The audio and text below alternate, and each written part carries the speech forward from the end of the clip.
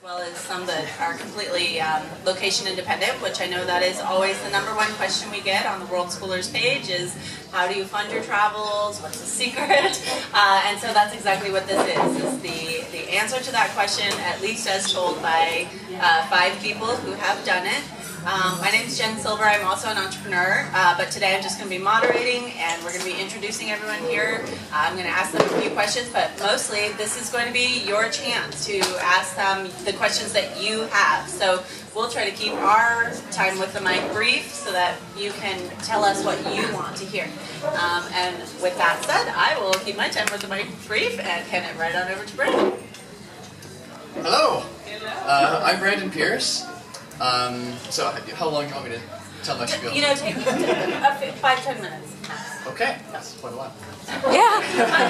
We're relaxed here. 5 minutes max. Okay, so back in 2003, we were living in Utah, and I was going to school full-time or part-time in the evenings to study computer programming, which I'd been programming since I was 12, but thought a degree would be helpful. I was wrong.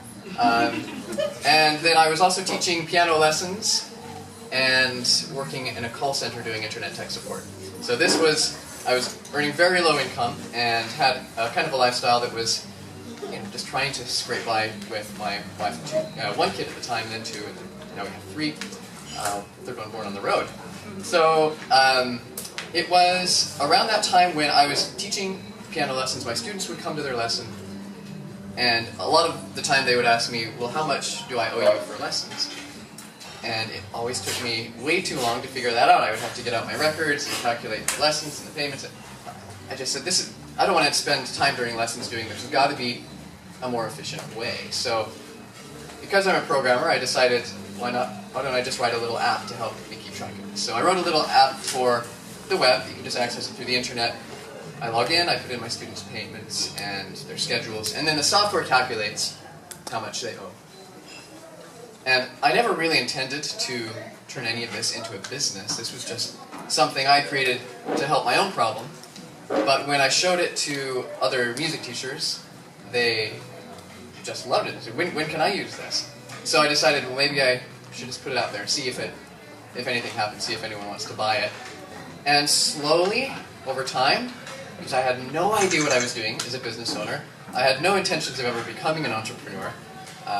And I had to do not only the programming, but the graphics design and the marketing and the customer support. I did know customer support because of my call center job. And everything that goes along with running a business, I had to learn that as I went along. But over time and over years, it's been almost 14 years now that I've been running this business. I think it took about 3 or 4 years to reach the point where I realized I could quit my job. It was only $1,500 a month I was making from the business at that point, but we'd saved up enough. I had some freelance gigs on the side. I thought, I can make this work. So I quit my job, started putting more emphasis into the business, and then a lot of full-time effort years later, by about 2008, I think we were bringing in around $15,000 a month, and realized that there's no point in staying in one place anymore. We can do this from anywhere. That's an online business. 13 years later, we're earning almost $1 million a year in annual sales and employ about 20 people who help run the company. So it has grown to be a lot bigger than I ever intended, and I have had to learn so many skills along the way, from the lone entrepreneur to what it really means to be a CEO and to manage a team of people effectively. So that has been a very exciting and interesting journey for me. Stressful at times, but fun in others. And I've been inspired a lot by, books like The 4-Hour Work Week and E-Myth Revisited, which Paul talked about the other day. A lot of great books out there, but I have had several 4-hour work weeks. I usually work around 5 to 10 hours per week on this particular business. I've since started several other businesses because I love entrepreneurship. I also have some real estate investment properties now that are helping fund our travels. So that is just a little bit about me and the business side and what I'm doing.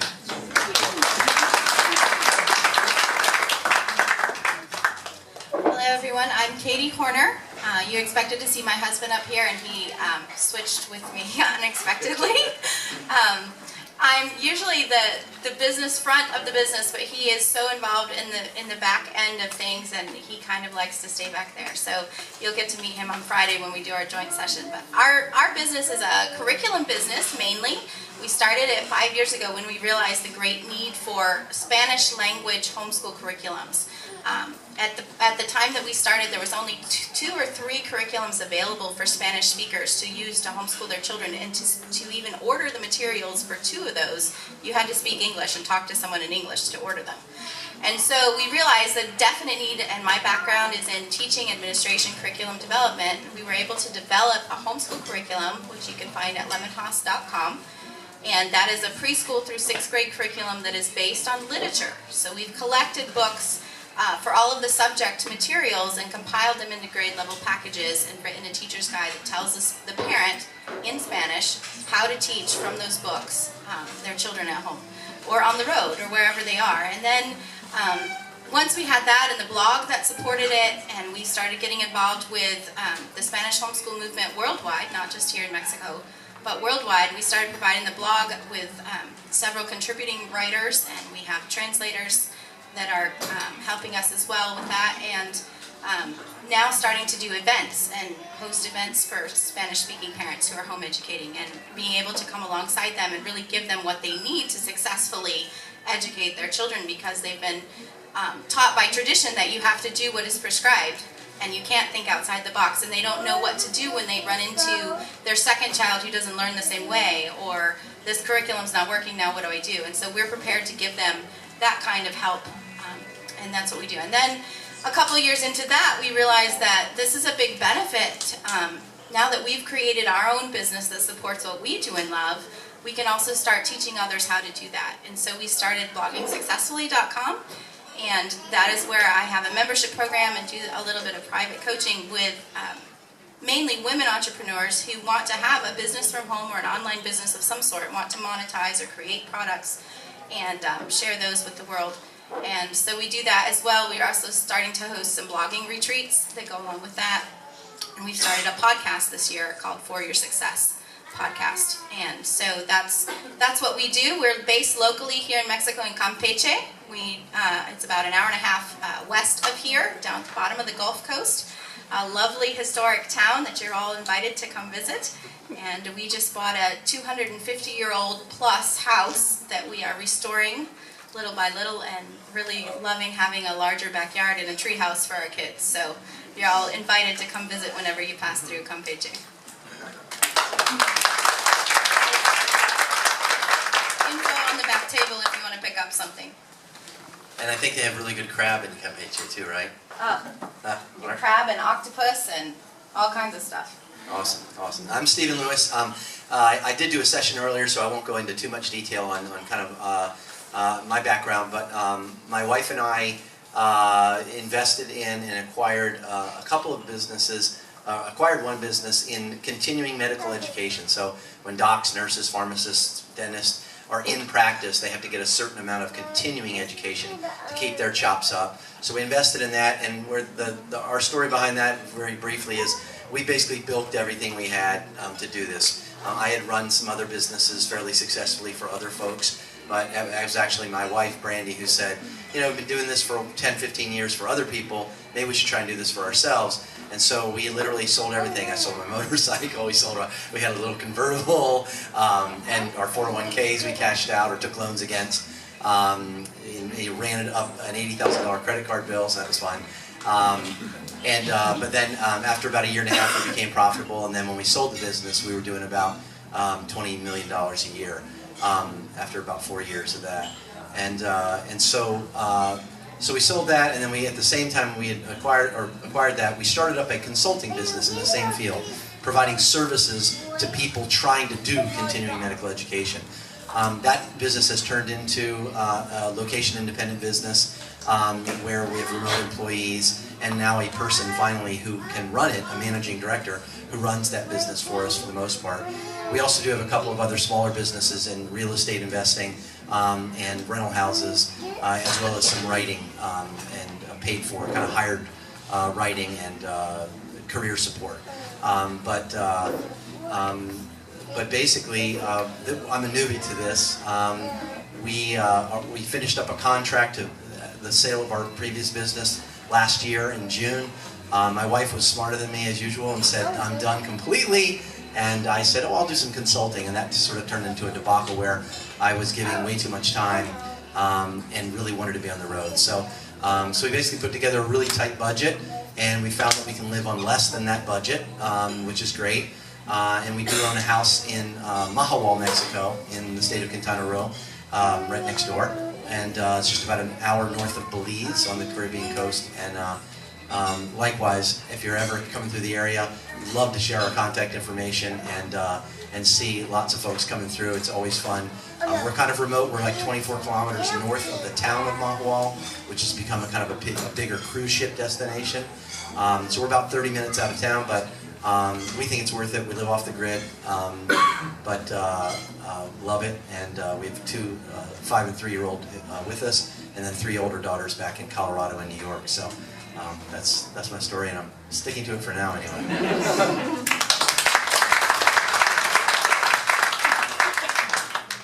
Hey everybody, I'm Ryan.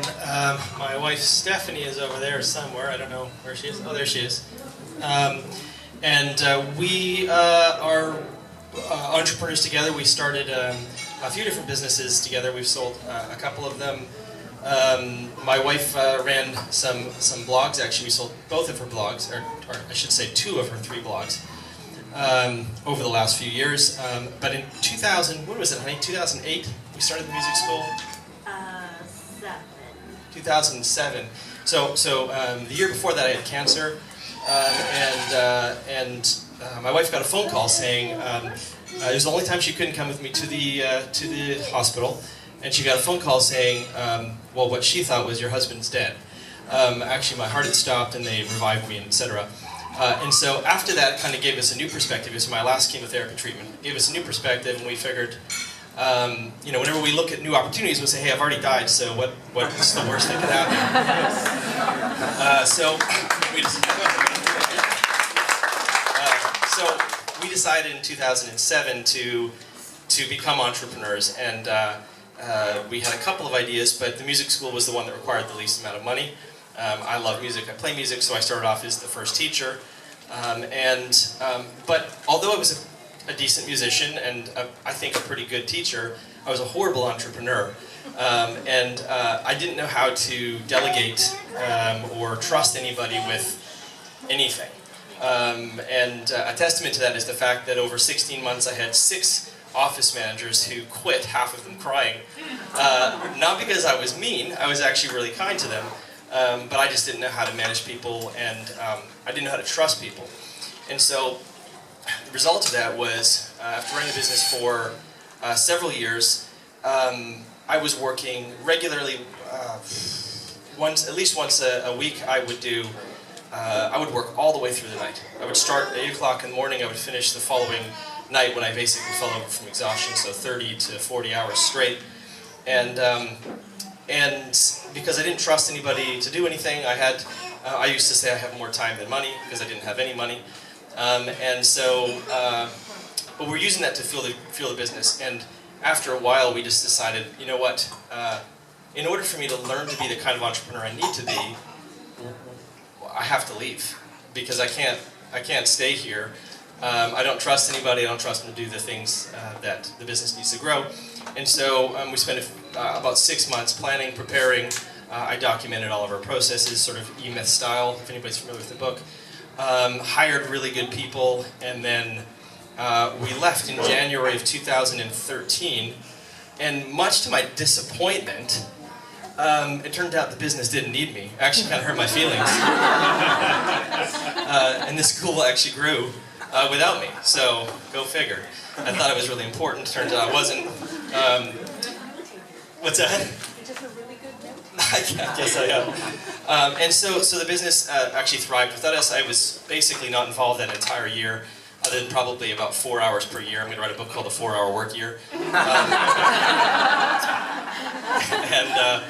And the business thrived. My wife's business, she actually took about 6 months off of that, and that continued to thrive as well.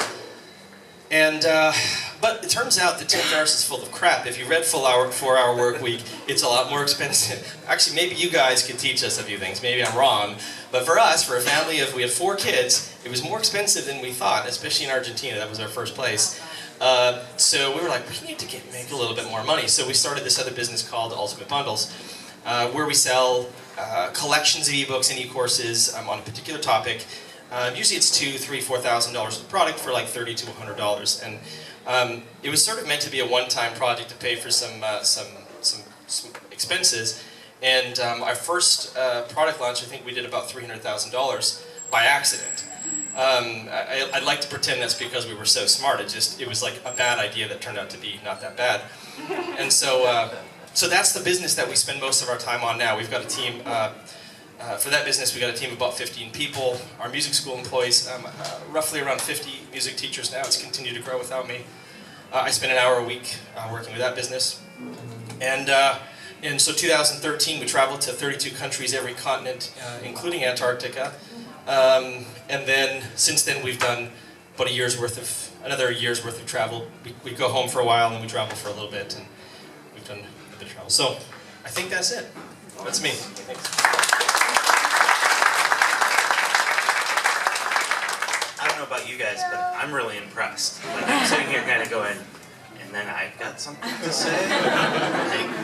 Like, there's a reason why I don't have a table in front of me. I'm not cool. Just got added in at the last minute. Hey, let's throw Paul in there. If you didn't hear my talk earlier, was it, I don't know, yesterday, 3 days ago, 4 days ago, something like that. I had the best job in the world, okay? I was working for a marketing agency, and I was their IT nerd, and I said, hey, you guys are doing search engine optimization wrong. Why? Because I'm a nerd, and so I stuck my nose into something where it didn't belong, and told my coworkers that they were doing it wrong, and they're like, fine, since you're such a big mouth, why don't you go do it yourself for this client? And so I did, and I'm an IT nerd who's now doing marketing for a client. And that is who I am now. So anyways, the long story short, I ended up hiring somebody to replace myself at that marketing firm to do IT, and I hired a staff of like 4 or 5 people. We built up a department. It's fun for me to say all of those people are still employed at that agency. I then turned around and said, wow, I can run an entire digital marketing department within an old like print marketing material sort of agency. And then I was getting all these people asking me, hey, can you do this for us? Can you do this for us? And so they couldn't afford the agency level, and I realized that I was the widget that needed to be optimized. So I had to be billable for 40 hours a week, and so that's 100% billable, which means you have to work more than 40 hours in order to hit your 40 billable hours. And our family lived in the woods an hour away. And so a 10-hour commute, and I'm working between 50 hours to 60 hours in the office, and it wasn't enough, and I had to work weekends as well to get caught up. And so I was the widget being optimized, and the work we're doing was costing these clients $50,000 for just a website. And I was like, this is stupid.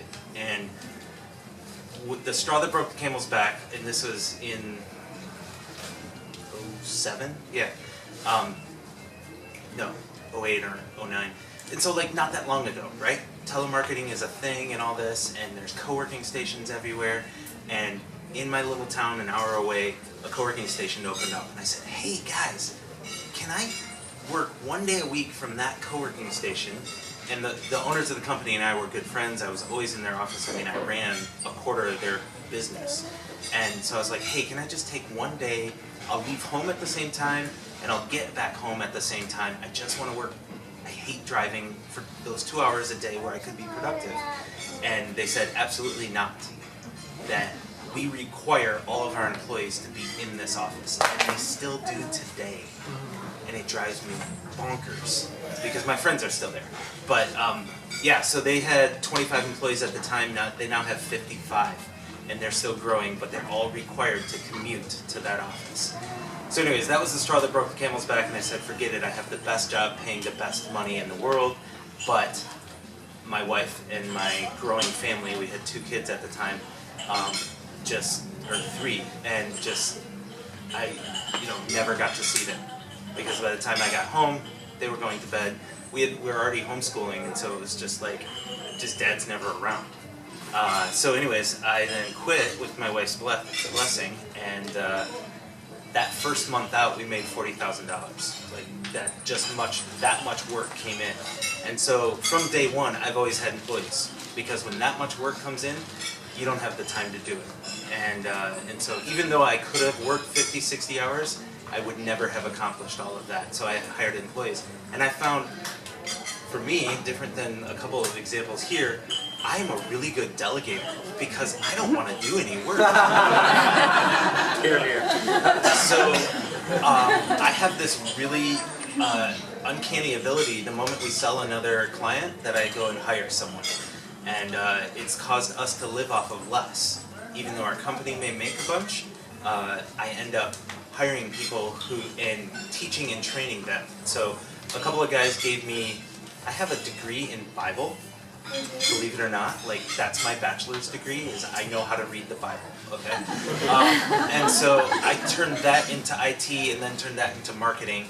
And anyways, long story short, now a couple of guys gave me a mentor role. Okay, they gave me an opportunity, and they said, I want to teach you how to code, or I want to teach you how to work on computers.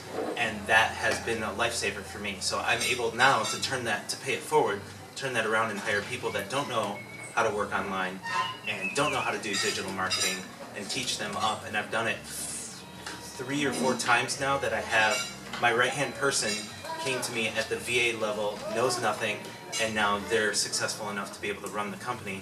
While I'm here with you all week, they're making sure everything's getting taken care of. So, yeah.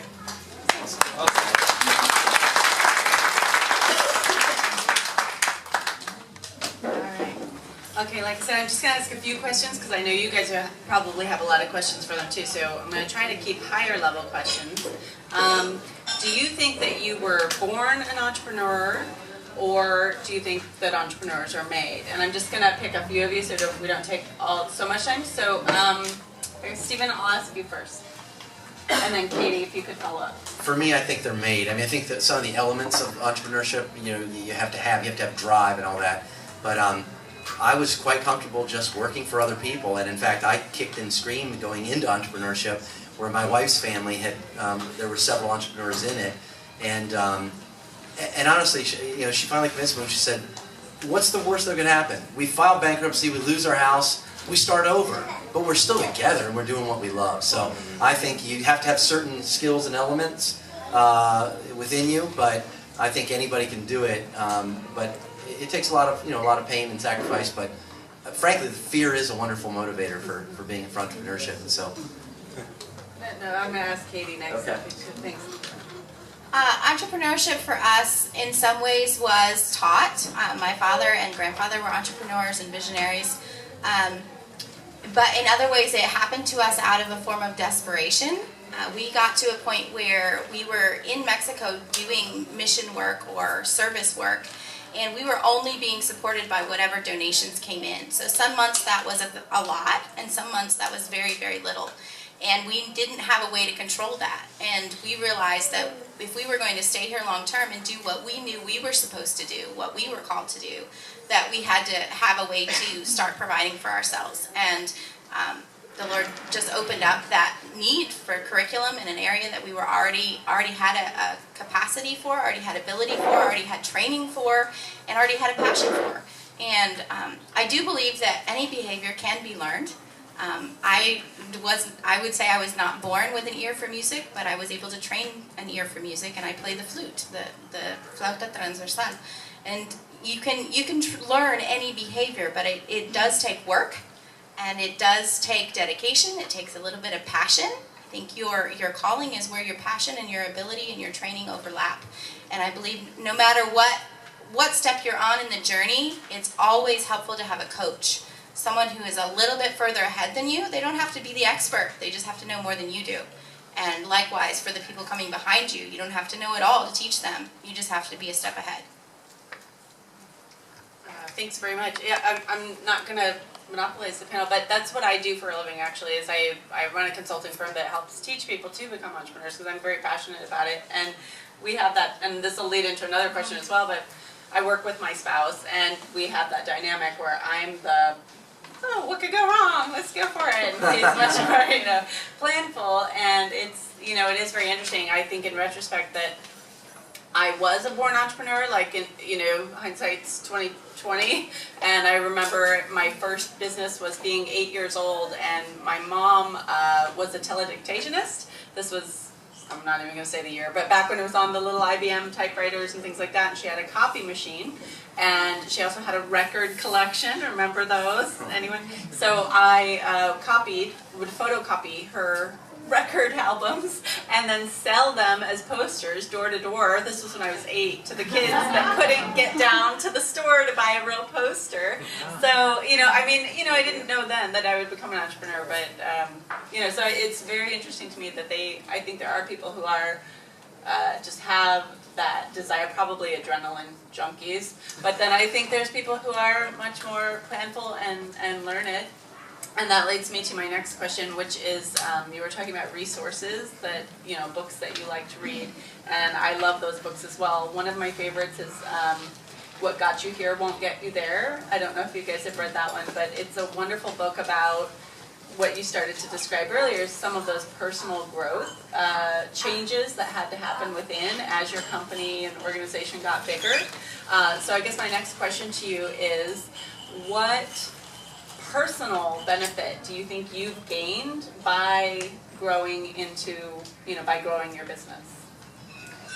And I'm going to ask Brandon, and then I will ask Paul, because we heard a little bit from Ryan about it. Okay, so I never could have dreamed about the ways that entrepreneurship has changed my life.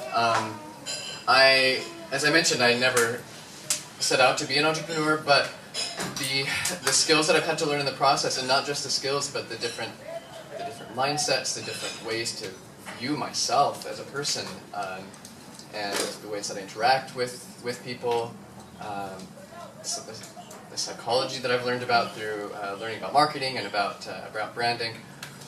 Just so many life skills, I think, play into entrepreneurship, that it's just been a fascinating journey for me, and I think it's helped me grow, and I think that's my favorite part about entrepreneurship, is just the constant growth. Because there are times, I will say, that in my business I've been through periods of burnout where it's like, I'm kind of tired of doing this, or this is just a lot of work. But the thing that usually keeps me wanting to go with it is when I can realize, well, look at what I'm learning, look at how it's improving me as a person, look at how it's benefiting me and also the people that I'm serving through the business. And when that's my focus, that gives me energy to keep going through those hard times. So if you looked back, you've been doing it quite a while, you said like 13 years. So if if we time traveled and we brought 13, Brandon from 13 years ago right here next to you, and you were looking at yourself, what would you think would be the most amazing and inspiring difference between that person there and the person you've become now? Like if you had to name 3 characteristics that you think you... a lot of that may not necessarily come directly from entrepreneurship, but also from travel and from a lot of other decisions we've made in life. But I was a very black and white, right and wrong, judgmental person 13 years ago. And that's been a big change for me, realizing that there are so many different ways to live, to create an income, to believe, to choose your life. So that's been one of the biggest that you'd probably notice right away.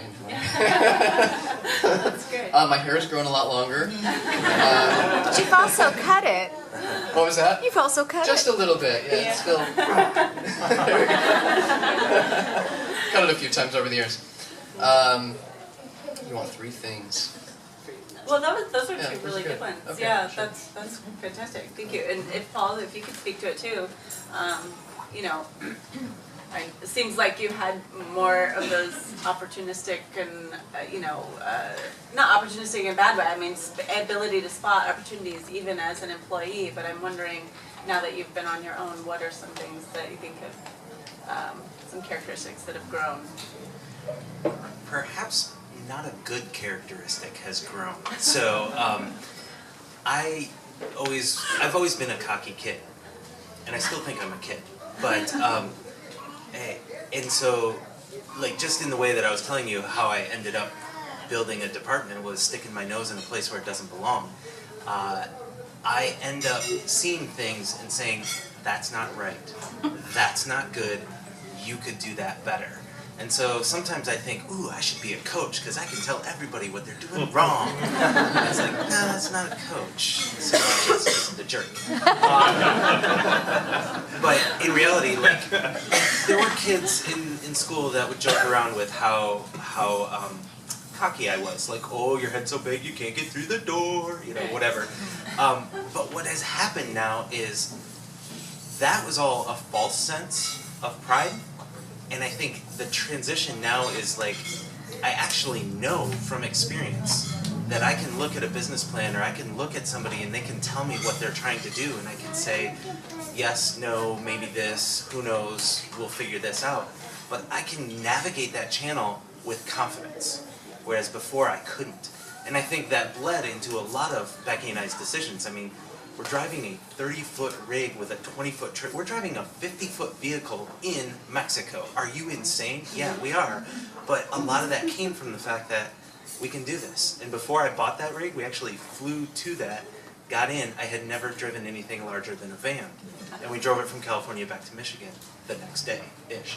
And so, like, this sense of confidence, this sense of, even if I don't know what I'm going to do, I can figure it out as we go. And so we're often putting the wings on the plane as we're going down the runway, but that's my fault.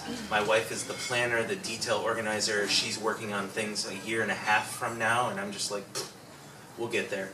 So it's that combination, but I think for me, what has really come about is that I've become, with age, hopefully I've become less cocky, but I've become more confident in reality instead of Supported false sense. by Yeah. true skills. That's great. Thank you very much. Okay, my next question, because this is so often when, you know, when people are traveling, one major transition is that maybe you used to work at separate companies and you only saw each other in the evening, or, you know, now you're really in a position where either one spouse is being supportive of an entrepreneurial endeavor or you're working together with your spouse, possibly for the first time. So I'd like to hear from Katie and Ryan. Really, I know you guys have worked together, and I know you did too, Stephen, but right now we're going to talk to Katie and Ryan. I just hear a little bit about, you know, what is that like? What challenges do you face? Do you feel like it's been a good working relationship? Do you feel like it's been challenging for your marriage, relationship that way? Just how has it impacted you to work together? Oh, I can start this. I should get Stephanie to say this one. So, she's taking notes too, brother. Stephanie, not to go too far back, but it was really Stephanie that, you know, one day I was working as a corporate job. I actually always considered myself an entrepreneur, even working other jobs. I figured I viewed myself that way, so I treated those jobs as if I was an entrepreneur, and just waiting for the right moment.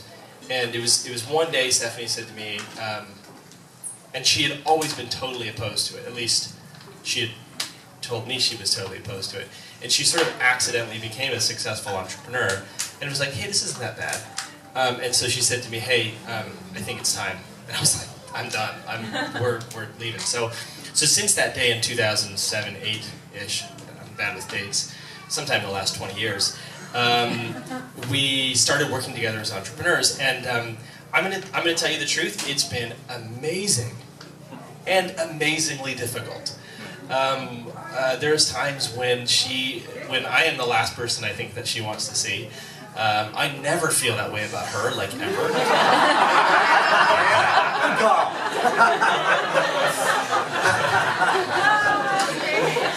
but there's a certain amount of intimacy that comes by working towards a really hard goal together. And so even though it's been really hard, and there's been times when, like, I didn't know if we were going to get through it. Not just that, like, not just entrepreneurship, but traveling the world. like changing our minds, our mindset on so many things. Doing that as entrepreneurs, trying to grow businesses, having 5 kids. There's been times when we're like, I don't know how we're going to make it through this. But we have, and on the other side of that, when we've come, there's cycles, but on the other side of that, it's been incredibly rich for our marriage, for our relationship with our kids. So I think I lost the original question, but somehow, did I actually answer it? I can't even remember. You did, and actually, Katie, if you don't mind, I think I'd like to hear from Stephen, because I'd like to ask you about your experience as a woman in business, and I know that he's with us, if you don't mind. Yeah, I'm qualified to answer that. I don't have that capability.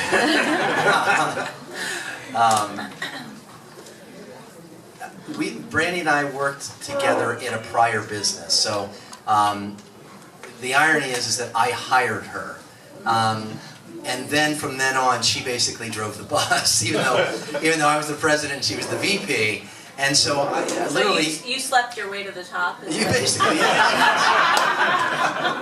Absolutely. So she kept coming in and being. She would say she's very confident, and I come off as very secure, but I'm a very insecure person, so I just don't speak very quickly. I have to think about things and mull them over, and so I'd be like, no, wait, and then she would say, no, this makes sense, And finally, one day in the office, this is before we were running business together, we were working together, I said, I'm sorry, you come in here like every 20 minutes today. Do you see that the little placard on my desk says president? And she was like, that doesn't impress me, so. And so, literally like a week later, I showed up in my office and I had this huge plaque that said president on it. But we do a lot of things together. Like my family gets freaked out about how much we do together, which does cause problems. I mean, we still sort of grumble a lot and fight a lot. They're always quickies, but we get ticked at each other, and that's the tough thing. And so, I don't know, I think I found by owning the business together, and now by being on the road and really, 24/7 together, I do need a break. And so, typically I'll find a project to do I like working with wood and stuff, so I'll be like, can I just do 2 hours today out there? And that helps. I think it helps both of us. A little absence maybe makes both of our hearts grow fonder. So. That's great. Thank you. So, Katie, I'm gonna hand it right back to you, because I basically, as the woman on the panel today, I'd really just love to hear your experience. We have a lot of women here, many of whom are already entrepreneurs. I'm already an entrepreneur, but I'm always curious to hear, in what ways do you feel that business has gone better for you because you're a female? Are there any challenges that you face because of that specifically, and any solutions to those challenges that you might be able to provide? Well, number one, our original intent of coming to Mexico was mission work. Number two, I homeschool 5 children. And number 3, I started a business. So all of you, I'm sure, have received some criticism at some point for one of those things. And we have as well. And I don't know that it has as much to do with being a woman in business as it does to go from our sort of service orientation motivation to then switching to being a business alongside of that. We have not done any less service work because of our business. We've just found the time to do both because we love both and both were a necessity. But some people don't understand that. And so from that aspect, we have received a lot of criticism, and it has been hard in that way to sort of prove yourself because people don't understand. And I'm talking even like family members and extended family members, people who used to be a support system just don't get it. And even though, and then with being the woman head of it, we actually incorporated or created an LLC last year, and specifically gave, it's owned by my husband and I, right? But we gave myself 51% and him 49%, so that we could say it is a woman majority owned business, because there are some benefits to being a woman owned business in the business world. But then also with me being more of a public face of it, a lot of our former support system have a problem with that because they, TAP's not out in front. And let me tell you, he is probably 70% of the business. They just don't see all that he does. Behind the scenes, the ordering and the invoicing and the stock and the customer service, he is so much more patient than I am. But I'm the teacher. And so that it's been a very beautiful relationship for us to work together with our strengths and our weaknesses as a couple. And we've actually been, both because of the ministry side of it and the business side of it, but then also being so far removed from most of the normal support systems, we have to be each other's best friend. We have to be each other's support system, and have learned to read each other so well. Like, I can look at him and know that he's upset about something, and I can walk into the room and he'll be like, stop everything, what's wrong? Like, and physical things, health issues, as well as emotional, as everything that goes along with that has just made us such a stronger team by working together and playing off of those strengths and weaknesses. And so yes, there's absolutely benefits to being a woman-owned business. Thank you very much. That's a really good point. I'm going to ask one question just before we open it up, and just keep it somewhat brief. But as you each struggle with the balance of, like you said, you like to delegate, so you're willing to take less income in order to have more in place. How do you, just really quickly, like 10 seconds, how do you make that judgment call of the balance between a higher income, because you're taking a higher percent of the profits, or delegating and hiring employees so that you have time? So basically, how do you balance that time versus money equation, just quickly? Because they're quick to answer Well, that. just if you had to, if someone said, give me that quick, criteria, how do you criteria? I use my wife. So she's fantastic at telling me when I'm doing too much or too little, when I'm not investing in my kids or in her enough. And I feel really guilty when she's like, hey, you haven't spent time with us. And it's like, ah. And so, but also, if you look at it in reality, businesses go through phases, and there's always a scaling phase. And that, don't think of it as a line, like you start a business and then you scale and then you sell. Think of it more as like a cycle, okay? And so you get to a certain level and now you're scaling that business. And then you have to, do other things, whatever, and then you do more scaling over here and you do other things and other things. And so scaling can be either increasing sales or increasing staff. And they're two totally different things. But both of them can offer benefits. And so really for me, I would traveling has actually made me addicted to not working. I'm a pretty lazy person, but I also have this weird Puritan work ethic. So I don't know how this is ever going to work out, but if it weren't for my kids, I would live on my computer. And my wife, I think she helps too. But I would just live on that thing, whether I'm productive or not. Having them there forces me to work less and be more productive and to lean on staff more. So I think for me the balance is always a constant ebb and flow with my wife of when am I working too much? When are we not making enough? But basically what we've set is right now is we have a threshold of this is what we hope to make as we're scaling the business. And so the difference there is what I can hire. Right now I really want to hire somebody else, but I can't, because we're not making enough to get to that level.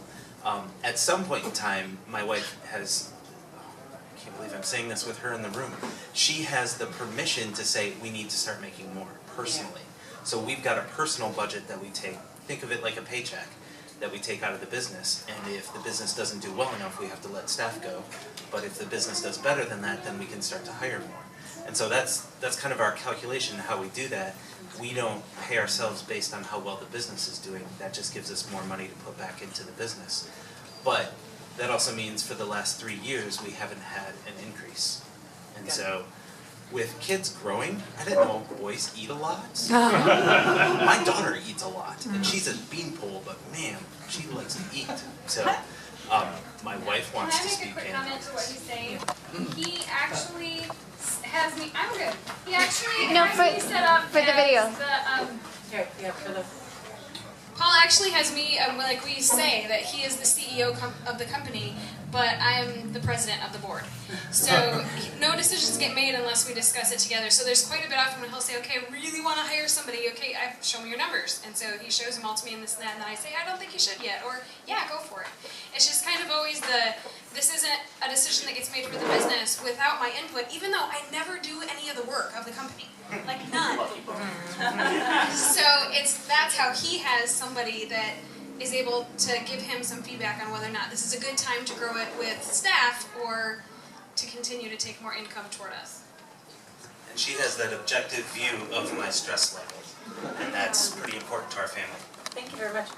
Okay, so in the interest of time, I'm going to have Brian and then Brandon quickly talk, and then we'll just go ahead and open it to Q&A. The balance between scaling and... Yeah, I mean, if you have to choose between time and money, basically, how do you make that judgment? Gosh.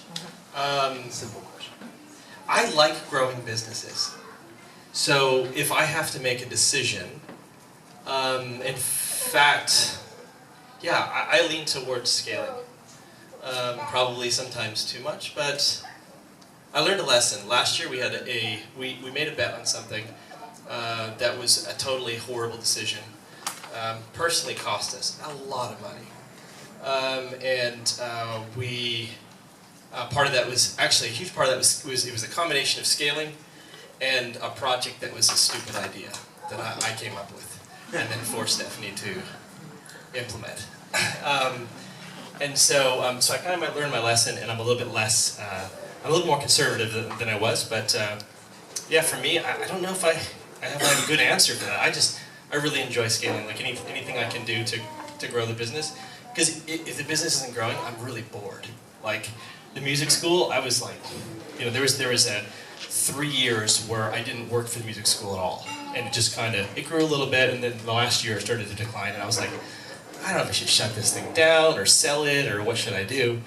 And then I decided to invest some time in it. I ramped up my time to an hour a week, and it started to grow. And I'm like all excited about the business again because it's scaling and everything. So for me, it's the thrill of the chase, I think. So. Got it. Yeah, but hold on. Microphone. Here. Thank you. That is true for you, but I think we also look at like our stress levels and how much time we're both spending on the business, and there is a period of time in a new business where you will put in crazy amounts of time and effort, and I think that every entrepreneur has to accept that there's going to be that period of time.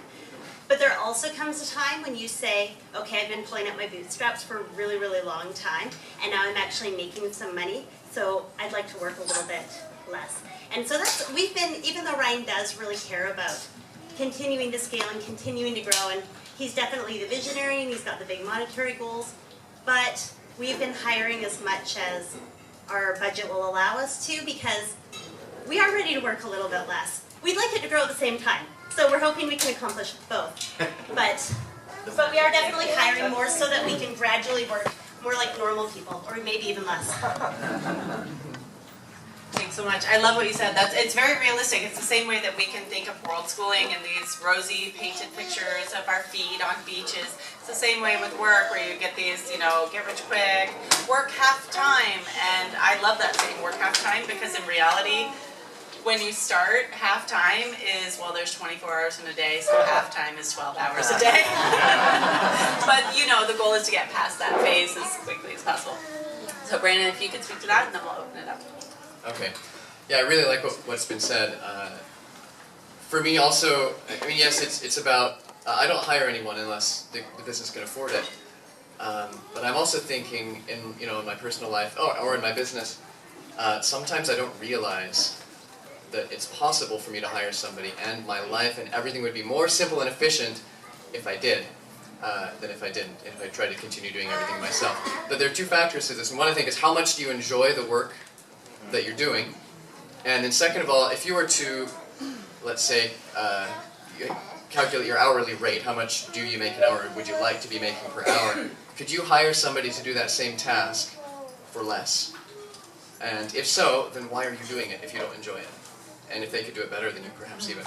So I found that a lot in my case. There have been a lot of tasks that I found I either didn't enjoy so much or I was okay at, but I knew that if I hired somebody else, they could do it so much better and for less money, allowing me to grow my business more and free up my time at the same time. Do you want to say something?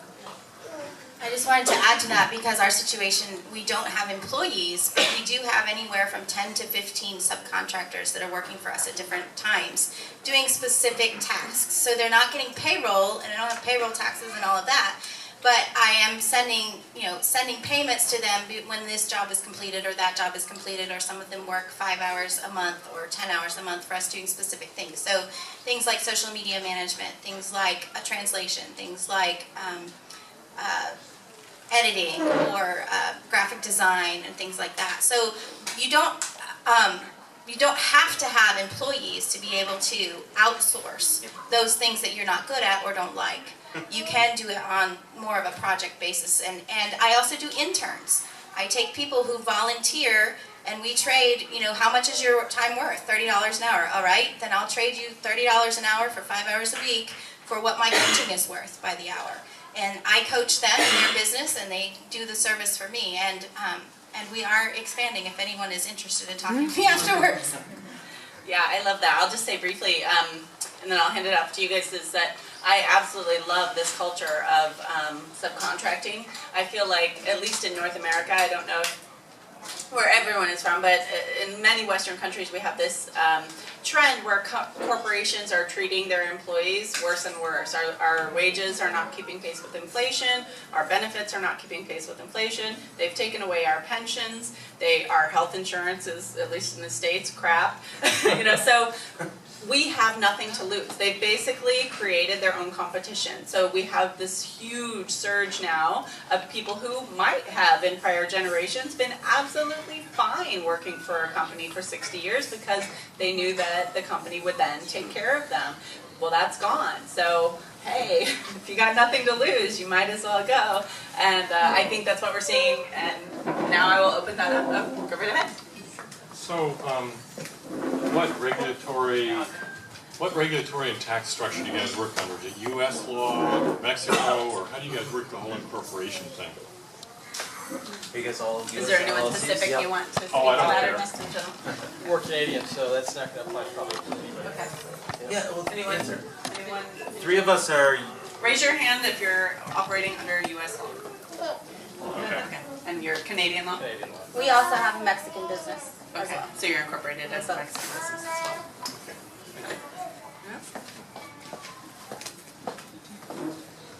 For the Americans, what do you do for health insurance, and do you have health insurance?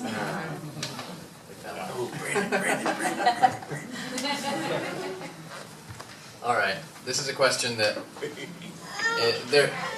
no right and wrong answer here, okay? For my family, when we sold our house and sold everything, started traveling, we knew we were going to be mostly in Central and South America for the first while. We canceled our health insurance. There was no point in having it when you can just pay out of pocket in a place like Mexico or Costa Rica or wherever and get excellent quality health care, or free health care if you decide to go to the public hospitals. And even for, expensive procedures, it wouldn't break the bank, at least for us, financially where we were at the time. Same with Asia. We didn't have insurance. Now that we're traveling a little bit more to Canada and the States, we have some insurance. Traveler's insurance through a company called IMG is what we're using. There's several others out there. Nomad something. World Nomads is another one. But with Nomads, you have to have, it's a secondary insurance, so do you have a... With IMG, it's not secondary. I don't know about World Nomads. You can do it as. That is how it is. You can do it as primary, he says. Yeah. So IMG you can do as primary? Say that again, please. IMG you can do as primary? IMG is our only insurance. Yeah, and we pay about $2,500 per year for our family of 5, and it's basically just a catastrophic plan. It doesn't really give us any benefit, but that's how it goes. We have life insurance. We have no current health insurance because we live in Mexico 90% of the year. Yeah, and we're just doing catastrophic. We have kept, because we have a consulting business in the States, we've kept a small plan there, but those fees are so ridiculous now that we're spending probably 10 months of the year in Mexico. And I will relate it, just a very quick story. We have a neighbor who's lived here for 10 years. She had skin cancer diagnosed, went to the diagnosis, did the testing, went to about 10 or 12 visits to the physician, and then finally to a surgeon. Her surgeon was trained at MD Anderson, one of the best cancer centers in America, but he works out of Chetumal in southern Mexico. Anyway, after 10 or 12 visits, she has the cancer removed, they test again, she is fine. Her total bill was $800. Welcome to Mexico. Work maybe.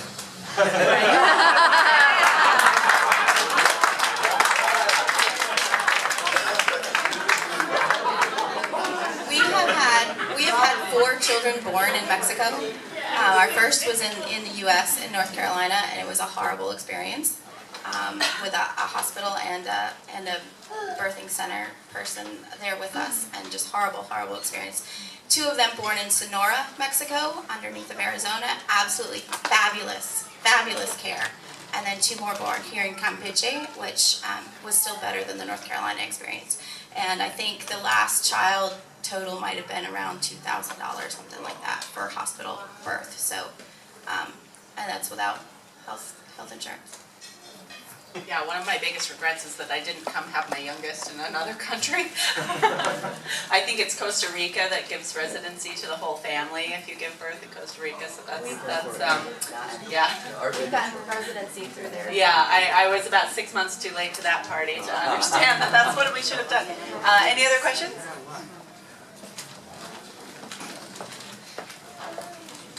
So this whole week we've been kind of exploring alternative ways of living, and if we're talking about finances in America, at least, you know, it's debt is the culture when it comes to money, and then if you're counterculture, it's you actually have savings, and on the other side is this kind of idea of financial independence. So you're living off of maybe your savings or the interest that you gain by investing the money. So my question to you, are you pursuing entrepreneurship because it on its own adds value to your family and to your growth, or are you going to reach a point where you stop because you have enough and you're going to be completely free from the business? So my question, it might be a little complicated, but I'm just wondering what your philosophy is in approaching your businesses for the long term, short term, and how you're framing that within how it benefits your family and long-term goals. So let me see if I understand. You're kind of going back to the money versus time question, right? So are you asking like, are you working so that you can save in a nest egg and then you're done, game over, you know, you won the game, you can retire and be with your family full time? Or is this really something you're just so passionate about, the lifestyle of being an entrepreneur? I don't think that I will ever be done, but it's not about creating a business to earn money. It's about doing things that I'm passionate about and that I love, and often that does involve creating a business that makes money. So eventually, yeah, I may sell my business, I may retire with, you know, millions, whatever it is, but then I'm going to start something else that I'm loving to do, whether it's a business or not. I just want to live my life well and enjoy what I'm doing, and yeah, I don't know if that answers it. I'm Canadian. I tried. We are working to be done. We have set up other investments from the proceeds of businesses. We still have one main business and a couple of minor businesses, but basically are set up so that over the next year, I don't want to work on money-making things just because we have so many other non-money-making things that we like doing. We're setting up a not-for-profit, and so I'll be working on that to do some projects mostly in Mexico. But yeah, we want to be done, and so we've gotten to the point where over the next year we get enough in rental income, we get enough in residual business income that probably over the next few years we'll turn the business over, the main business that still gives us X dollars, whatever, turn it over to the woman who's been the managing director, and that's her, nest egg to run. I'm not going to say I'm Canadian. Yeah, for me, I think like Brandon, like there's times when I fantasize about what would it be like to be done with the stress. Like the highs are fantastic, and the lows like sometimes can be almost crushing. Especially when you put as much into it as Steph and I do. Like I'm an all or nothing kind of guy, and it's because I get bored. But so for me, I really do care about financial security and not having the need to make any money. But once we get to that place, and once we get to that place, I can't imagine taking more than a couple of months off. Maybe even 3. Like you to really. said a year. You've heard it here. I got it on tape. we honestly we've talked about taking a year just to travel, but I really love being an entrepreneur. So to me, there's no end in sight for that. Yeah. Thank you. The heart for our business is people. So as long as there's people to impact, I imagine we'll have a business because it allows us to impact more people. Yeah, I like that. I'll take just a second to respond to that too. So I don't know if you guys heard me speak the other day, but I have had times in my life where we've been in extreme poverty. My mom was raising kids and putting herself through law school. And so for me, part of becoming an entrepreneur was, number one, as a woman, knowing that, you know, if any man wanted to ever, you know, leave me in the lurch with kids, or I needed to know that I could support myself 100%. And so business was a way to have that security. And I find that actually allowed me to give of myself more freely in a relationship because I wasn't having to be nervous or clingy.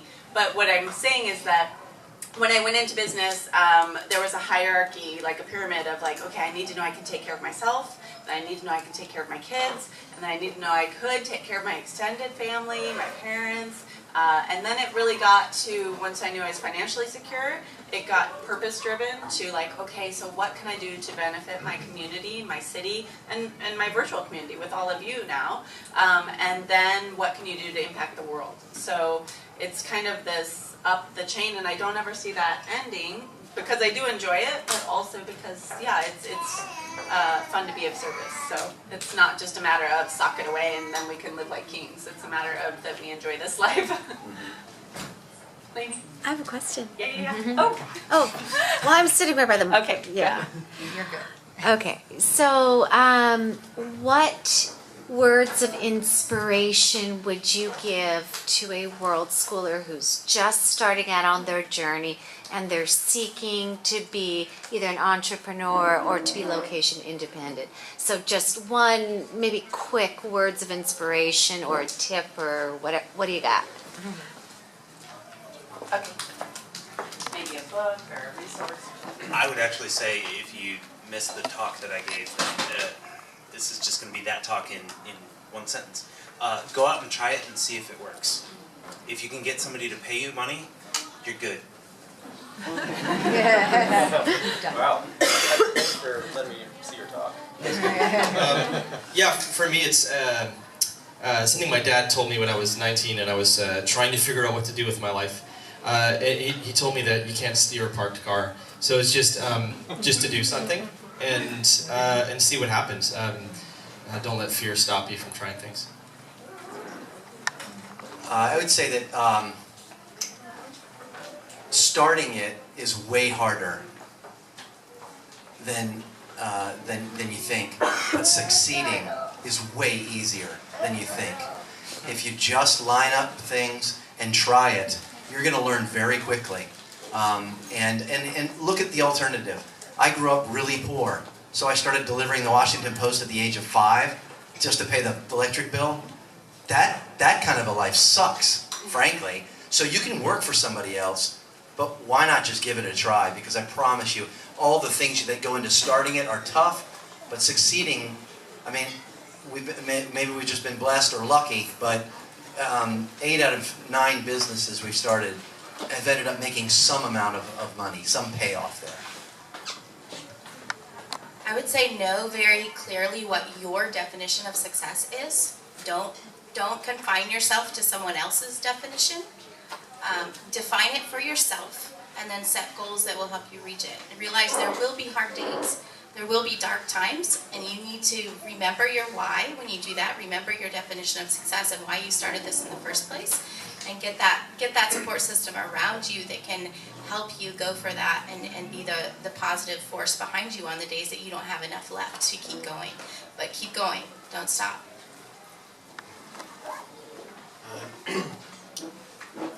You know, a lot of people dream of having a business idea that because they want to earn more money to live the lifestyle. I would actually recommend the reverse of that, not necessarily the reverse of that, but find something that you are ready to put your entire life into. Because it is going to take years and hours and hours and hours of effort of your time, your energy.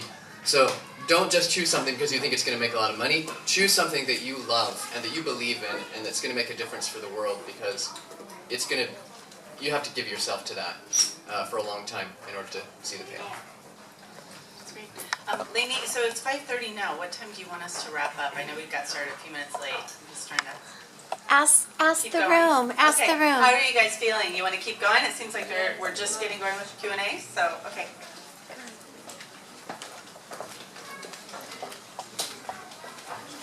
So my question would be, well, you guys have covered a lot of your entrepreneurial spirit and your business side of that, and I appreciate that because it's all inspirational.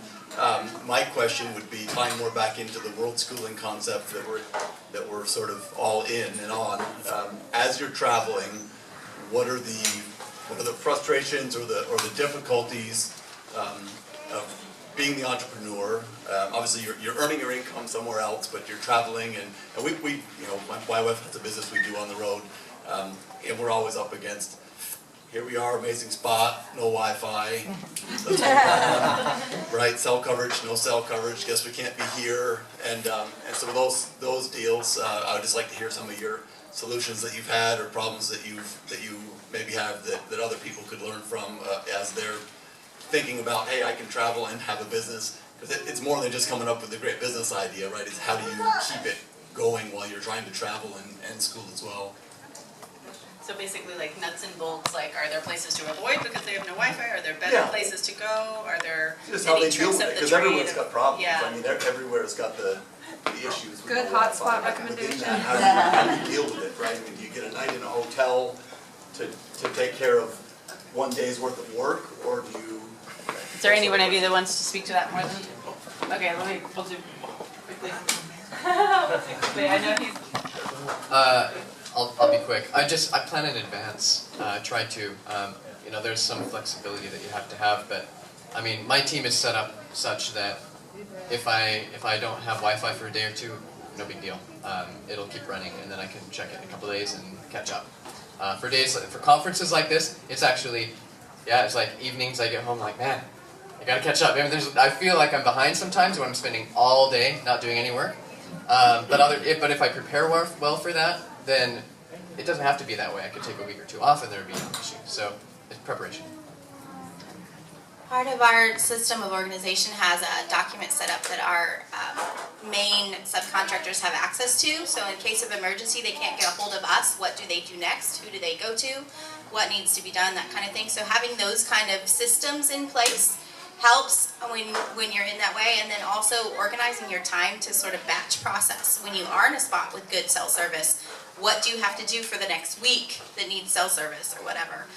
So like I do all my podcast recordings on Wednesday, I do all my coaching on Thursday, so we know Wednesday and Thursday we have to be somewhere where we have access to Skype and whatever, and we can plan for that. I was just going to say the same thing on scheduling. I use scheduling apps, so Schedule Once is the one that I use. Other people use Calendly or Calendly. I can't say it, so I don't use it. Can people email you to get the? Yeah, I'll send links. What I have set up is I don't make Fridays or Mondays available. And so, like, I have different things. If you're going to schedule a podcast with me, it has to be on Tuesday, Wednesday, or Thursday. If you're going to schedule, a free consulting with me, it has to be on Thursday, and that sort of thing. So the whole batch processing, I squeeze my meeting times into 3 days. That means that if Monday or Friday I have good Wi-Fi, I'm golden. I can actually get work done instead of talking on the phone to somebody. So that's one thing. The other thing is, I'm an American. T-Mobile. There are lots of ways and lots of chats of how to hack T-Mobile. I've been doing it for 2 years now, a year and a half, and I've been kicked off 3 times and never have skipped a beat. So, like, I can explain that and probably should start a thread on Facebook somewhere to explain that, but T-Mobile One now is even more awesome because you get a plan and you get a $25 add-on to that plan to have global high speed, and you then actually buy an unlocked iPhone, and there's an app that you can install that sends all the personal hotspot data down the normal cell data lines, and so the Telcel can't know that you're abusing their system because you're using so much personal hotspot data. And so we have 10 devices in our house going over one phone, and we use 200 gigs a month on cell phone. So yeah, and we've been doing it for a year and a half. I'm an American. Not a proud moment. Yeah, you should probably start a thread for that. Yeah, we don't provide any healthcare benefits, but we'll make it easy for you to work.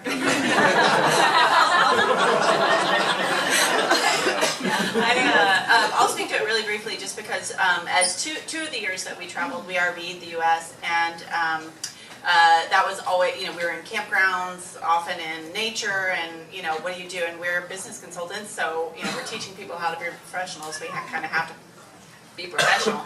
So we were lucky enough that the very first day that we started RVing, Verizon still had their unlimited grandfather plans. I'm sure Rita can talk to some of this too. But so we did grab one of those plans, and at that time it truly was absolutely unlimited data. People were doing 800. I mean, we school, we live, we learn, we entertain, all on our laptop. So we were just streaming like crazy. About 6 months ago, they did, even on those unlimited plans, start to throttle and threaten that if you went over 100, they would kill it. But that's what we did. We downloaded an app called Foxfi. We used that. Our phones were on our normal phone plan, but we had that Verizon phone that became our hotspot. We downloaded an app called Foxfi. We turned that into the way that every single, like I said, 10 devices all streaming constantly through that hotspot. And then even after Verizon kind of canceled those grandfather plans for a while, there was that gap. Now they're sort of claiming that they have unlimited again.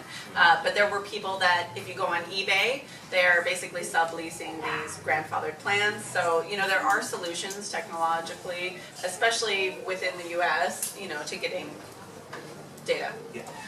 One other thing I did want to say, because you guys asked about Wi-Fi hotspots or whatever, there's a company out there called Tep Wireless, and I haven't tried them yet, but it's your options if you're a US citizen is T-Mobile. You can also do Google Fi, which uses the Google phones, and it's not a hacking way, it's just more expensive because it's what, $10? It's $20 per month per phone, but then there's $10 per gig. $10 per And gig. it's So $256 for our family at 200 gigs, it would be $2,000 a month. Yeah. Ugh. I like T-Mobile better.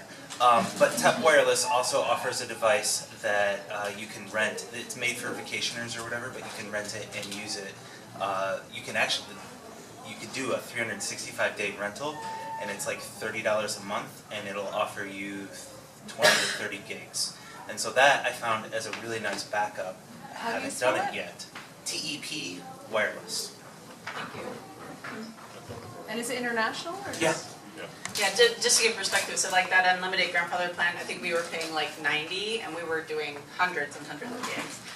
Now, when you sublease it, they mark it up a little bit, but yeah, for international, getting a SIM card. So what do you do now then? Well, now we're not RVing, so it depends on what country we're in. We're really at a transition point, so if we're going to go international, we'll do what some of these people are doing, which is either get a SIM card or you get T-Mobile, or sounds like I've got a new idea now. So, but right now we're switching gears and we're based in Arizona, so we just have our regular internet. Is there?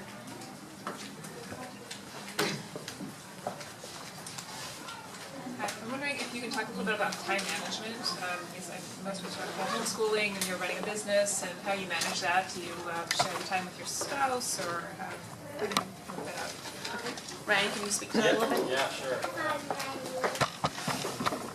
So, Steph and I, when we started traveling, when we did our first trip in 2013, that was something it took us a little while to figure out. And we decided that we kind of wanted to share all the responsibilities. Like, we wanted to homeschool together. Our views and sort of like roles and stuff were changing.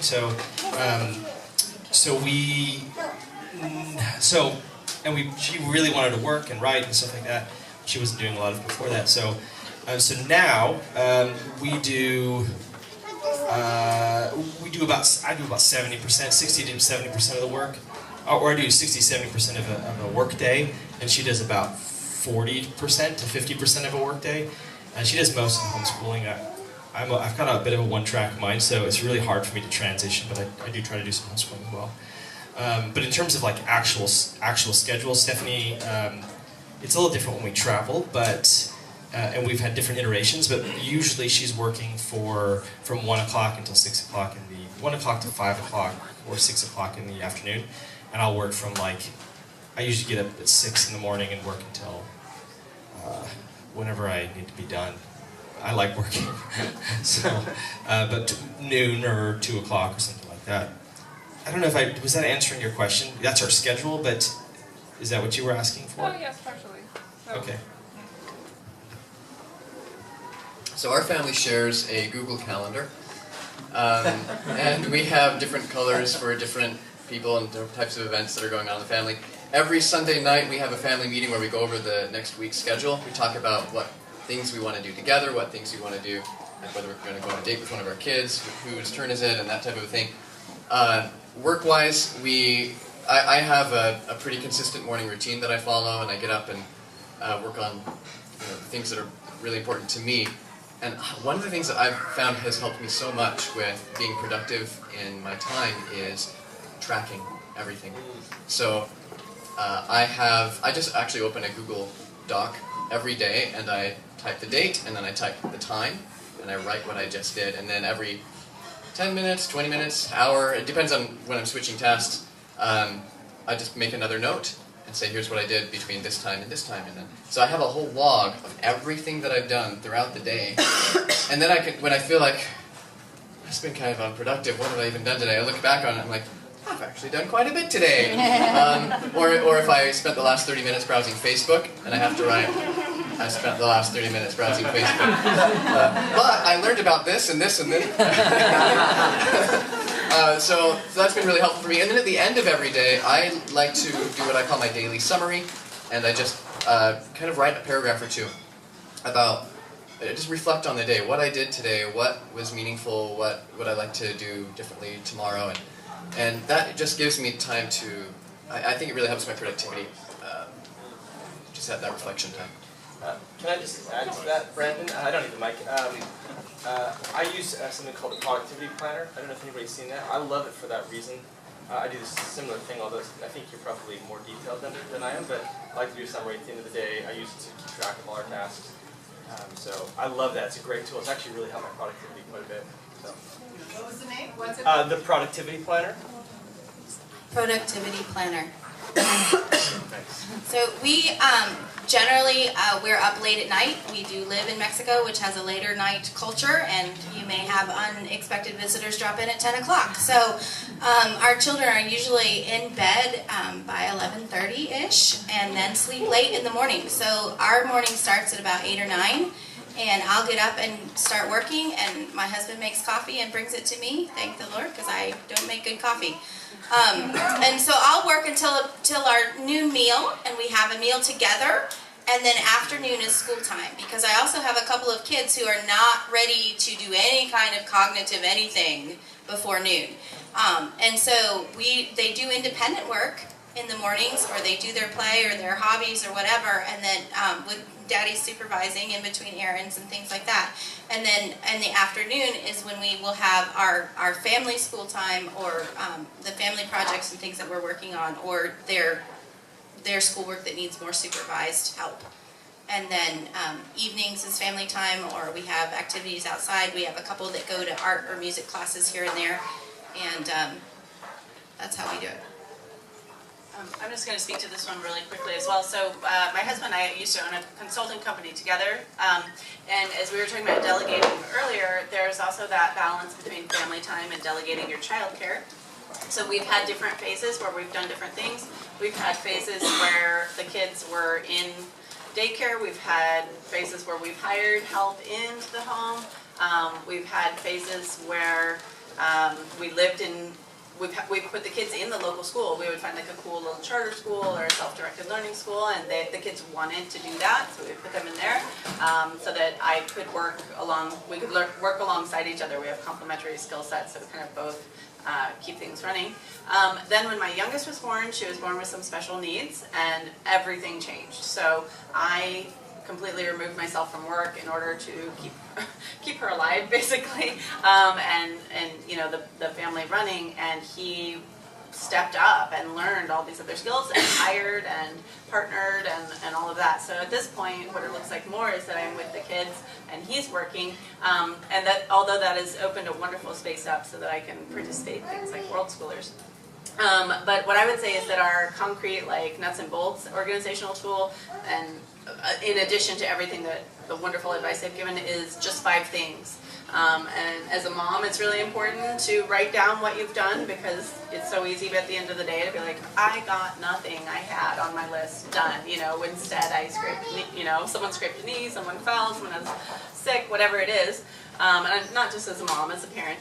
But just having just those 5 things, because you get distracted so often. And I think they've done studies where every time you sit back down, you can lose up to 15 minutes just orienting yourself to what you were doing before you got interrupted. So that just 5 things keeps it really simple for me, where all I have to do, whatever I got pulled away to do, when I sit down, I got right there. That's the thing I need to do. That's if my day ends and all I've done is accomplished 3 of those 5 things, that's a successful day. If I hit all 5, it's like I give myself a pat on the back. But it keeps it really simple for me, because I find if I'm opening files and making it too complicated, I just spend more time on organizing. Can you expand on that a little bit? What are the 5 things? I missed that. The 5 things are: you sit down at the beginning of your day or the night before, and you tell yourself what your 5 things are. So rather than having, you know, for me it just works better before kids. I can be much more organized. You know, and if I had a wife, I could be much more organized. But, you know, I'm homeschooling, I'm running the home, you know, all of that. So I'm constantly getting pulled away. So if I have too much to organize, like if my organizational system gets too complex and you know, you have to find your place in it and remember what you're doing, you know, I can't do that. But if I just have, you know, 5 things, but I do also keep track of everything as I do it too. Something very practical for that is to use the timer or the notifications on your phone. Like, you can seriously just talk and say, Siri, please remind me at 10 o'clock to do this. And at 10 o'clock you will have a notification pops up that says this. Seriously, I mean, everybody's got Siri, right? So use her. She's like your second housekeeper. And then the other thing is the bullet journal. Like, I have those notifications on my phone, and I'll set timers to go. If I have a call at 4 o'clock, I'll set a timer to go off at 3:50 so that I'm sure that I'm there and ready for that. Because otherwise, a kid comes in or somebody knocks on the door, and you just get so distracted that you may forget until 4:05, right?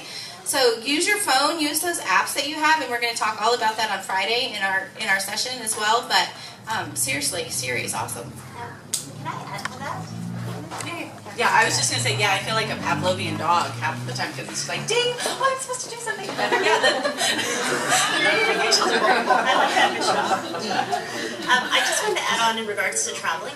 There are days in travel and times when you're in transit, or you've just gone to a place and you've got jet lag, or you're in, you know, hotel situations with all of your kids and it's really tight quarters, and it just feels kind of impossible to work. So what we found is that sometimes we have days where we really just can't get anything done. By the time we can finally pull out our laptops and get a decent Wi-Fi signal, like, we're so exhausted at the end of the night. So we try to plan a lot of slower periods of time in between the faster travel. And so Like for example, last month we were in Guatemala. So our first month included, our first week was a lot faster travel. We were going to Tikal and we were, going through Antigua and we were just trying to see things and do things together as a family. We didn't really do much work at all. But then the next 3 weeks we rented a house and we stayed in one town and we kind of created a bit of a routine, and then we just tried to crank out like as much work as we possibly could during that time, so that now, we're at the conference, we're barely working at all again right now. And so that's kind of how we ebb and flow while we travel. So we try to always plan these, at least 1 week or 2, 3, 4 weeks at a time where we can plunk down in one place, we can rent a house where we know we're gonna have Wi-Fi, and we can anticipate getting a lot of work done so that we can make up for those times when it really is just almost impossible to get work done. Thank you. Okay, I'm going to actually ask one more question and speak to it a little bit, because we, part of our world schooling and part of our educational philosophy is to raise entrepreneurs as well. And, so many of us are parents in here, so we intend for our kids to get a trade, start a business. My 8-year-old has already started a business, my 12-year-old has already started a business. There are many tax benefits to starting a business. So if you guys could speak a little bit to, these are parents in the room, how much are your kids involved? How much are they aware? Do you have legal, HR set up so that you can benefit from having them in the business? And then I think that's our last wrap up, guys. We have talked about this a lot in our family. Entrepreneurship is just kind of a regular conversation topic for us, and all our kids are interested in starting businesses. Marie, my 12-year-old, 11-year-old, longs to start a cupcake shop one day. Emily has been recording, she already has 3 songs up on iTunes she's selling, and we're selling her art and some other stuff as well. And one day we just asked the kids, what do you feel like is lacking in your education? What kind of things do you want to know more about?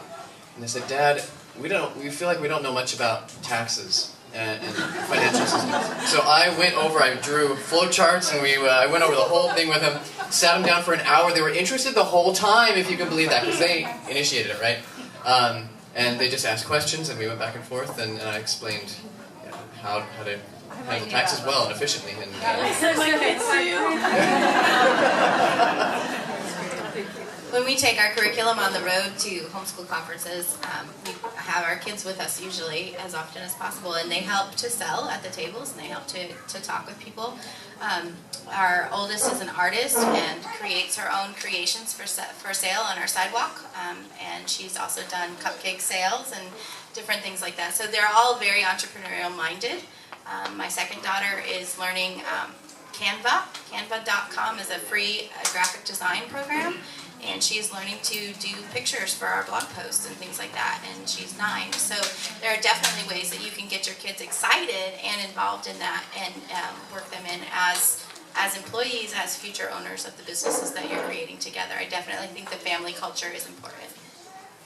We have a 5 and a 3-year-old traveling with us, and while we don't talk a lot about or get them involved in selling things and doing that, we do talk a lot about when they want something, about how do we do that? How do we get that? Well, we get that, and just talk about commerce, talk about supply and demand, and why things cost the way they cost, and what do you got to do to make the money to get that? And so they do understand that regularly. We'll have that conversation, say that we can't do that because it's not in the budget, and they understand at least the concept of budget and cost and where money comes from at the ages of 5 and 3.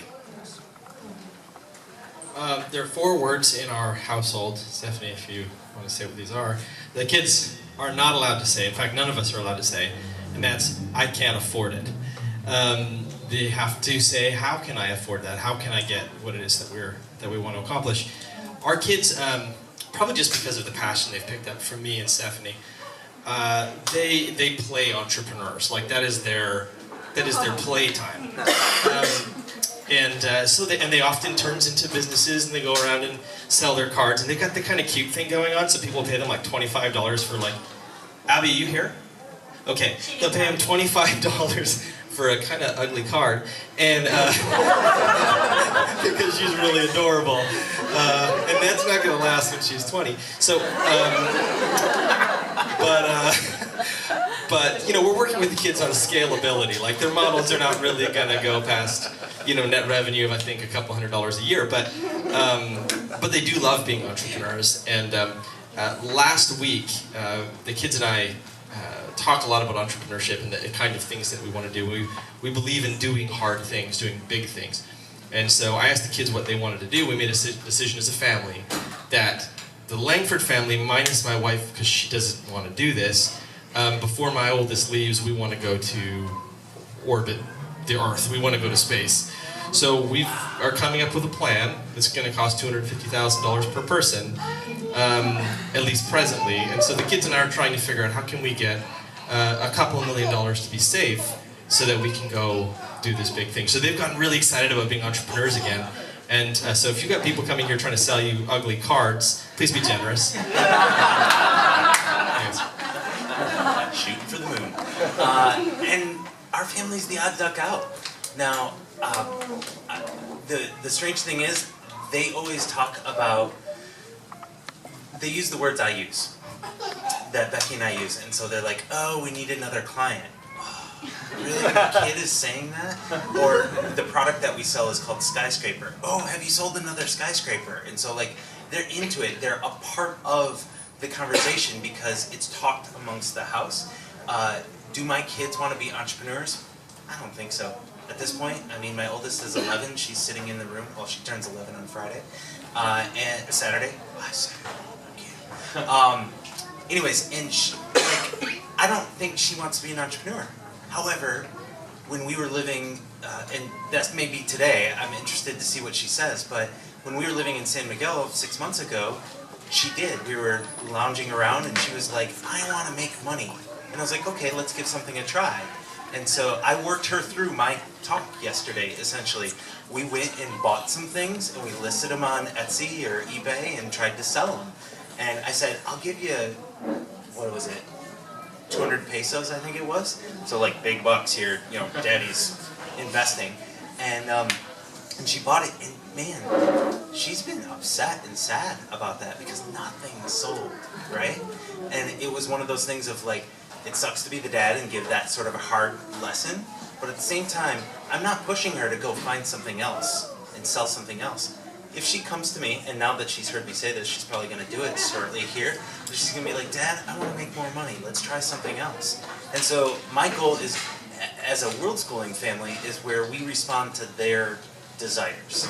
And so I don't know that she desires to be an entrepreneur, I think she just understands I have to do something to make money.